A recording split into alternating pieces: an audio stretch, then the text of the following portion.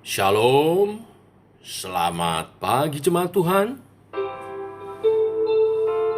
Berjumpa kembali dalam doa pagi online. Yesusku, kau terindah.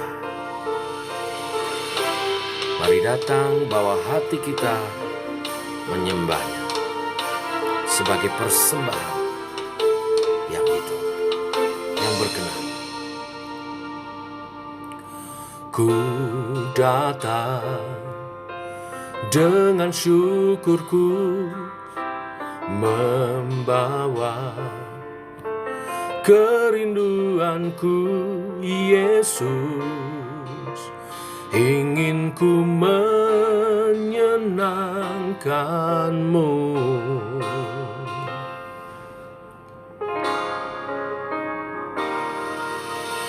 Karyamu indah bagiku, kasih yang menyelamatkanku, Yesus. Inilah persembahanku.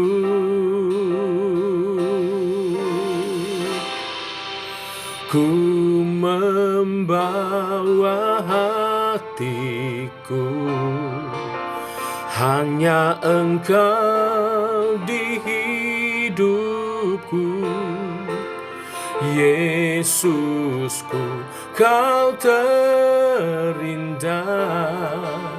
Selamanya ku menyembahmu, ku membawa hidupku. Inilah persembahanku untuk Yesusku yang terindah. Selamanya ku menyembahmu, Yesus.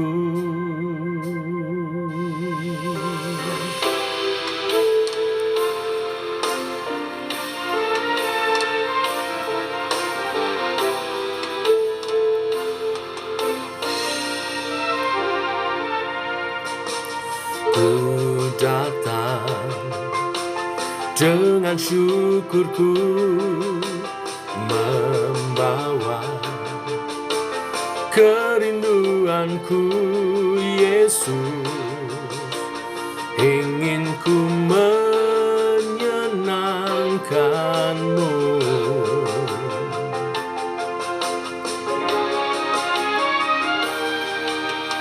Karyamu indah bagiku, kasih yang menyelamatkanku, Yesus.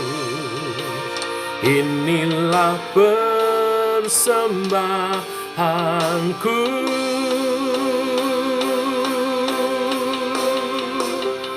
Ku membawa hatiku, hanya Engkau di hidupku, Yesusku, kau terindah.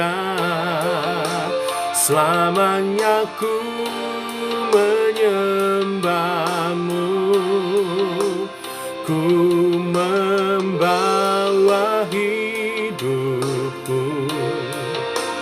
Inilah persembahanku untuk Yesusku yang terindah. Selamanya ku menyembahmu, Yesus. Bawaku erat di hadirat-Mu, hatiku persembahan bagi-Mu. Jiwaku tenang di hadirat-Mu.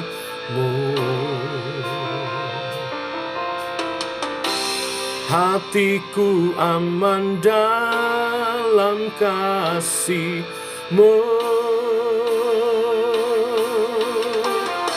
Bawaku erat di hadirat-Mu.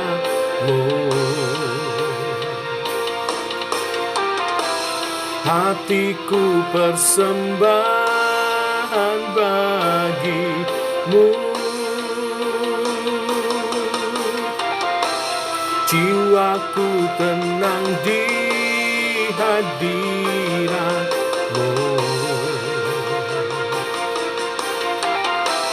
Hatiku aman dalam kasih-Mu.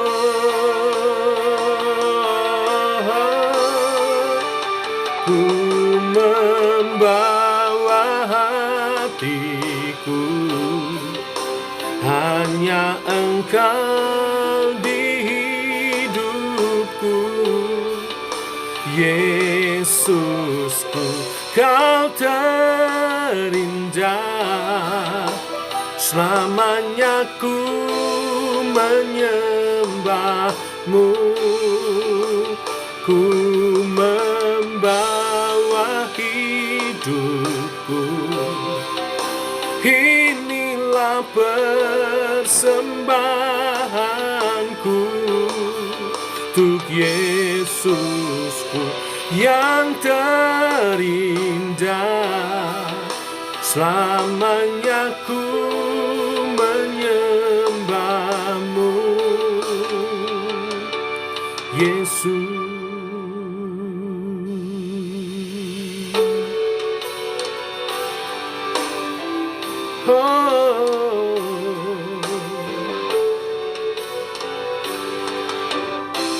Ku menyembah-Mu.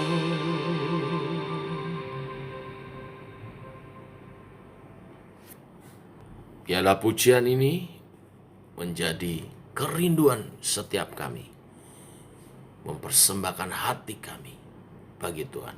Ketika hati kami persembahkan kepadamu Tuhan, maka kehidupan kami juga bagi kemuliaan nama-Mu, karena hati adalah sentral kehidupan kami. Sebentar kami akan merenungkan firman-Mu, bahwa kami mengerti kebenaran-kebenarannya dan menghidupinya. Dalam nama Tuhan Yesus Kristus. Amin. Bapak Ibu, kita lanjutkan renungan firman Tuhan pada pagi hari ini. Pada seri Hakim-Hakim, tidak semua hakim kita akan eksposisi, hanya yang menonjol Bapak Ibu. Jadi olehnya beberapa pasal saya lewati, tapi saya sarankan Bapak Ibu membaca seluruh pasal-pasal dari Hakim-Hakim ini. Hari ini Hakim-Hakim 11 ayat 1 sampai dengan yang ke-11 tentang Hakim Yefta. Demikian firman Tuhan. Adapun Yefta, orang Gilead itu adalah seorang pahlawan yang gagah perkasa.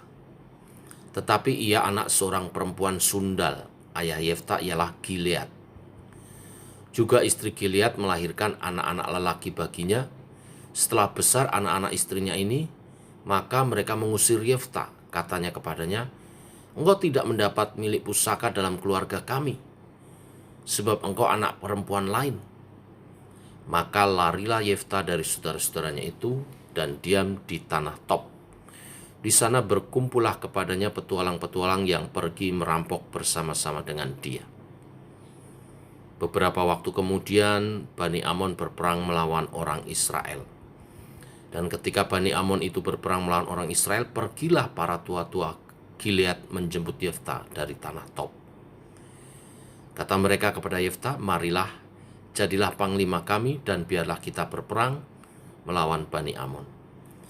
Tetapi kata Yefta kepada para tua-tua Gilead itu, bukankah kamu sendiri membenci aku dan mengusir aku dari keluargaku? Mengapa kamu datang sekarang kepadaku pada waktu kamu terdesak? Kemudian berkatalah para tua-tua Gilead kepada Yefta, memang kami datang kembali sekarang kepadamu. Ikutilah kami dan berperanglah melawan Bani Amon, maka engkau akan menjadi kepala atas kami, atas seluruh penduduk Gilead. Kata Yefta kepada tua-tua Gilead, "Jadi, jika kamu membawa aku kembali untuk berperang melawan Bani Amon, dan Tuhan menyerahkan mereka kepadaku, maka akulah yang akan menjadi kepala atas kamu." Lalu kata para tua-tua Gilead kepada Yefta, "Demi Tuhan yang mendengarkannya sebagai saksi antara kita, kami akan berbuat seperti katamu itu." Maka Yefta ikut dengan para tua-tua Gilead, lalu bangsa itu mengangkat dia menjadi kepala dan panglima mereka, tetapi Yefta membawa seluruh perkaranya itu ke hadapan Tuhan di Mizpah. Bapak Ibu, di pasal 9 kitab Hakim-Hakim ada kisah tentang Abimelek. Abimelek adalah anak Gideon yang di kisah itu disebut sebagai Serubbaal, yang lahir dari seorang gundik yang berasal dari Sikem. Perilaku Abimelek sangat jahat. Ia tega membunuh saudara-saudara tirinya demi kekuasaan. Nah, saya akan bandingkan dengan kisah Yefta yang kita baca hari ini. Yefta anak seorang perempuan sundal. Memang papanya adalah Gilead, seorang pemimpin. Tetapi karena dia adalah anak dari perempuan sundal, jadi mamanya ini bukan istri yang resmi daripada Gilead. Maka ia mengalami penolakan, bahkan penolakannya dua lapis, yaitu dari saudara-saudara yang tidak seibu, dianggapnya aib, dikeluarkan dari keluarga, dan juga bahkan lingkungan tempat kelahirannya. Orang-orang Gilead tidak mau Yefta ada di daerah itu. Lalu Yefta diusir. Yefta tinggal di Top bersama para orang-orang buangan, penjahat-penjahat yang kemudian dia pimpin menjadi satu pasukan perampok. Ada penafsiran Yefta tidak merampok bangsanya. Dia merampok bangsa-bangsa Kanaan di sekitarnya yang bukan bangsa Israel. Nah, walaupun diusir oleh saudaranya dan kaumnya, di kemudian hari ia diminta menjadi panglima perang bagi penduduk Gilead karena mereka menghadapi pertempuran melawan Bani Amon. Dan kita tahu di akhir kisah dari Hakim Yefta ini, Yefta dapat mengalahkan Bani Amon dan menundukkan mereka bagi Gilead. Apa perbedaan antara Yefta dengan Abimelek? Inilah yang menjadi berkat hari ini. Yefta diberi kekuasaan tanpa harus merebutnya dari orang-orang yang sudah menolak dan mengusirnya, saudara-saudaranya. Yefta tidak perlu membunuh saudara-saudaranya agar mendapat kekuasaan atas Gilead seperti yang dilakukan Abimelek. Cara Yefta menghadapi konflik dalam keluarga sangat bijak. Dia memilih berdiam diri, tidak melawan saudaranya. Dia memilih mengalah. Tetapi kita melihat Tuhan memberi kesempatan untuk dia akhirnya juga jadi pemimpin atas kaumnya. Dari kisah Yefta ini kita juga belajar, siapapun kita, apapun latar belakang kita, mungkin di masa lalu kita orang yang berdosa, kita orang yang salah, atau keluarga kita, keluarga yang berdosa, keluarga yang salah. Asalkan kita mau menjawab panggilan Tuhan, maka ada masa depan yang indah di dalam Tuhan. Sebab bila roh Tuhan berkuasa atas seseorang, apapun dia latar belakangnya, dia akan menjadi orangnya Tuhan. Yefta bukan seorang yang mengandalkan kekuatannya.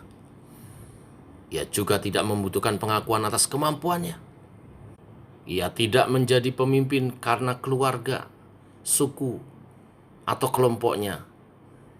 Ia menjadi pemimpin karena Tuhan mengokohkan identitasnya dan mengurapinya.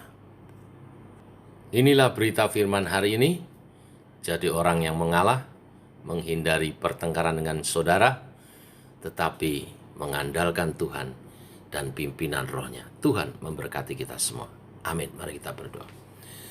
Bapa dalam surga, dalam nama Tuhan Yesus kami mengucap syukur. Oleh kasih dan anugerah-Mu, rahmat-Mu baru. Pagi hari ini kami bangun dalam keadaan sehat, diberkati oleh kebenaran firman-Mu. Sebab siapapun kami, apapun latar belakang kami, saat kami menyambut panggilan Tuhan, hidup dalam pertobatan, dan hidup bagi Tuhan, maka roh Tuhan akan berkuasa atas kami, dan kami berjalan dalam kuasa dan kasih-Mu, melaksanakan tugas dan panggilan kami bagi kemuliaan nama-Mu. Dan masa depan kami akan ada dalam kemuliaan bersama dengan Tuhan. Urapi setiap umat-Mu yang pagi hari ini berdoa pagi bersama, dalam tugas dan panggilan kami kepada Tuhan, di keluarga, di masyarakat, di tempat kami bekerja, di gereja, melayani Tuhan. Demikian doa kami, menyertai sepanjang hari ini, perjalanan hidup kami berjalan bersama dengan Tuhan. Dalam nama Tuhan Yesus Kristus. Amin. Demikian saudara, doa pagi kita. Selamat pagi, selamat berjalan bersama dengan Tuhan. Shalom. Tetap semangat.